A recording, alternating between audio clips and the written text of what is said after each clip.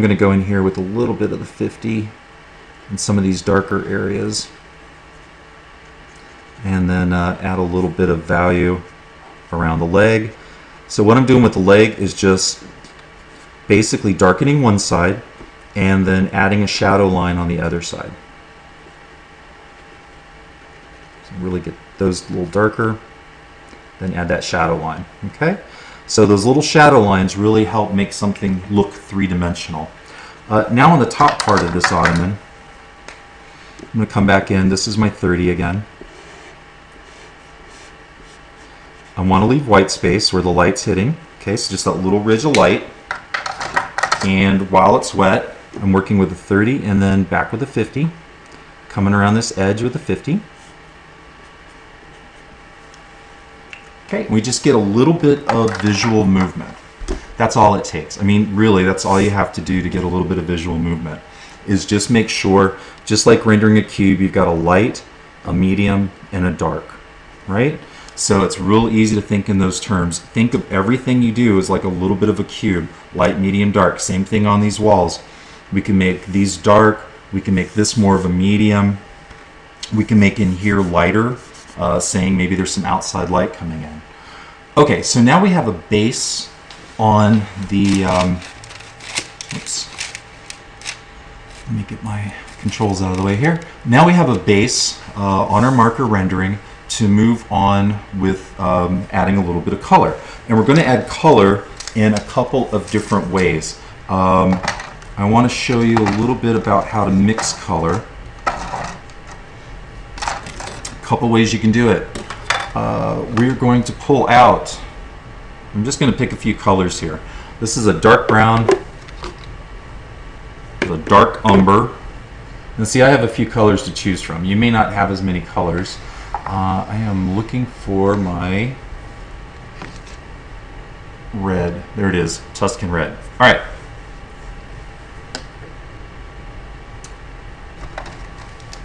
And I'm going to pull out something crimson red, which is a little brighter color red. All right, now here's what we're going to do first. Let's start with this Tuscan red and see how this works. And we're just kind of hoping that this works the way it usually works for me. What I'm going to do is I'm going to come in here and I'm going to take this Tuscan red and I'm going to give some marker strokes. Now, you know what? If you're really, I want to say maybe tight-fisted, or if you're really methodical, you know, you might use marker strokes like just in one direction. The reason I move around a lot is because sometimes with a marker stroke, if you only did one direction, sometimes it looks like a stripe. Okay, so by moving around a little bit, the eye visually will move about the illustration a little bit, and that makes the mind see this as more of a believable item. And again, whenever I'm talking about illustrating, we're usually talking about believability, not realism. I am not one of those people that has the patience to do like a fine oil painting with a lot of realism, but I certainly can do something such as a marker illustration that can be believable, and people can believe that this is something that's going to happen in a space. All right. Now what I've done is I've added a little bit of our Tuscan red.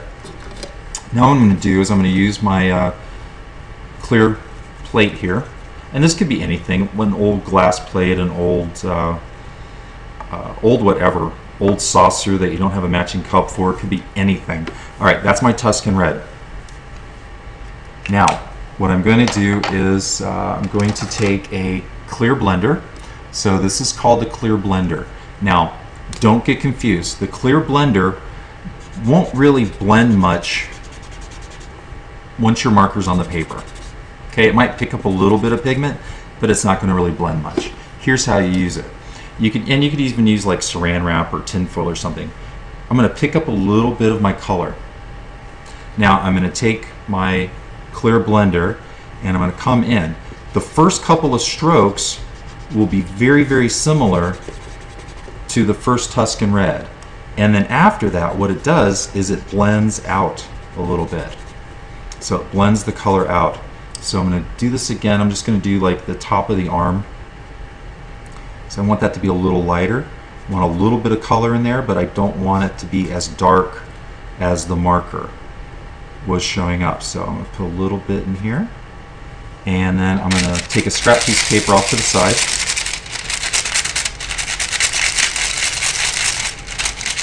Clear off my colorless blender a little bit, and then come in and hit some of these lighter areas. So I want a little bit of pigment, but I don't want a lot of pigment.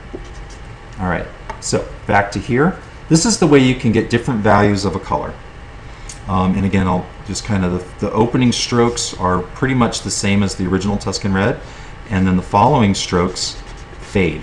So you can go from a dark value to a lighter value very easily by just letting the pigment fade off of the colorless blender. If you don't have a colorless blender, I recommend a 10% gray. And again, we'll just do the same thing for the seat cushion, for the top of the cushion. I want to get the color in here. And then I want a little darker color in the back, but I want it faded in the front. I want kind of a faded color on the top part here, and then darker underneath. So actually, while that's damp, I'm going to take my Tuscan Red again and just kind of go in and add a little bit of color. Now, here's the fun part about working with marker and pencil. If I get too dark, I can always go back with pencil and lighten things up a little bit. All right, so I'm just adding some darker values in some areas. All right, so now let's say you are working on this and all of a sudden you run out of Tuscan Red. What do? Well, this is where you have to be creative. You have to call upon your color theory experience, your color theory courses, and what I'm going to do is this. I'm going to take a couple different colors here and see if I can mix Tuscan Red. I've got Crimson Red, which is just a really bright red, and I'm going to I'll put a streak on the paper here. You can see it's a very bright red, so it's very different than the Tuscan. I have Burnt Umber, which is a very, very dark brown, and oh my goodness, my Burnt Umber is running low.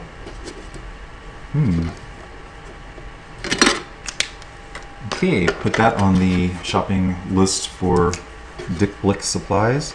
All right, this is a dark brown. So what I'm going to do is try this now. There's no guarantee here. I can't promise you anything with this first try. Let me get some of that old Tuscan Red off and just get back to the clear. Okay, so I'm going to take, oh, you know what? I have some old Burnt Umber right here.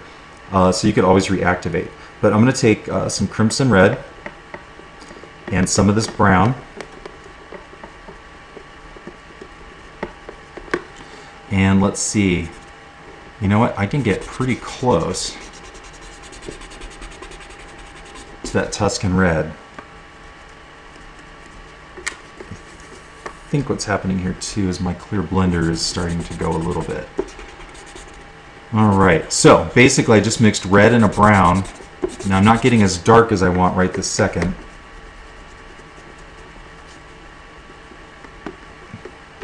But you get the general idea. I'm going to have to grab another clear blender here. You get the general idea. You can see that we're getting that brown color. So there really is never an excuse if you're working on an assignment or a project and you run out of a pigment. You know, it's actually pretty easy to just mix a color using other colors. Now another way to do this, and again, let me move to another clear blender. Yeah, you're kind of out of luck if your clear blender goes dry. All right, move to another clear blender. There we go. That's what I needed. All right. So we can go in and keep kind of adding some pigment and some color here.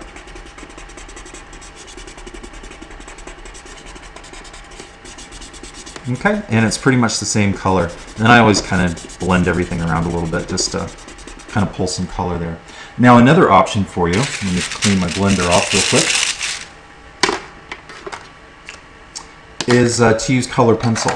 So you actually can take color pencil and apply. So again, let's say I'm out of the Tuscan red, but I have a red pencil.